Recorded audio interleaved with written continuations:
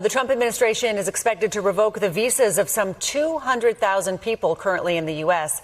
The State Department says it is trying to identify non-U.S. citizens with business or tourism visas who are also trying to get asylum status.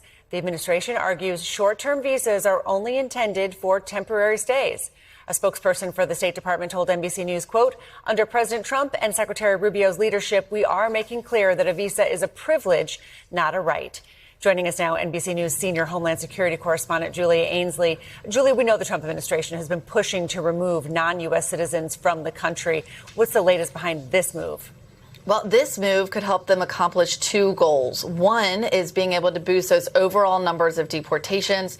President Trump got close to Obama's deportation record last year. They want to supersede that this year. This could be another way of focusing on a large group. Some estimates are that there are about 200,000 people in this group, though that remains to be seen. The other is that they have been really going after what they call visa fraud. And in that statement to NBC News, they said that obtaining a visa in order to get asylum is a fraud. Now, that's their subjective interpretation. It is perfectly legal, or it has been perfectly legal, to come into the United States under a visa, whether that be an immigrant visa or a non-immigrant visa like these, and then to tell the United States government that you're afraid of going back to your home. It's entering the country legally and then stating that fear. And immigrants, wherever they are in the process, whether they're about to be deported or they're here on legal status, have been able to make that claim.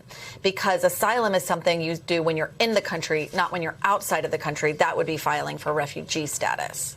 So given the large number of people who fall into this category, I mean, what kind of legal battle does this open up potentially? Well, it could open a huge one. Just yesterday, we saw the Trump administration file to take their asylum loss on trying to close asylum at the border to the Supreme Court. This would be another way to try to stop more people from claiming asylum. Already, it's illegal to claim asylum when you're crossing the border illegally or even legally if you present yourself at a port of entry at the border. That was something the president put in place on day one. This would make it so that those who fly in legally, go through the process, and are here and then try to adjust their status in order to get asylum and stay longer would also be revoked simply for asking for asylum, even if they are currently on a legal visa. So it's really another way they are trying to close the door and do away with the U.S. asylum system as we've known it since World War II. Yeah. What happens to the 200,000 people who could then lose their visas? Well, at this point, they could try to do away with their asylum claims. If they've made that claim, they are many of them legally still here on those visas.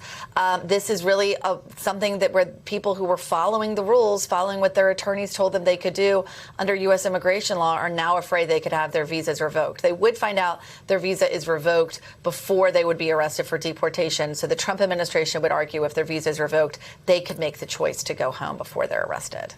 We thank you for watching, and remember, stay updated on breaking news and top stories on the NBC News app or watch live on our YouTube channel.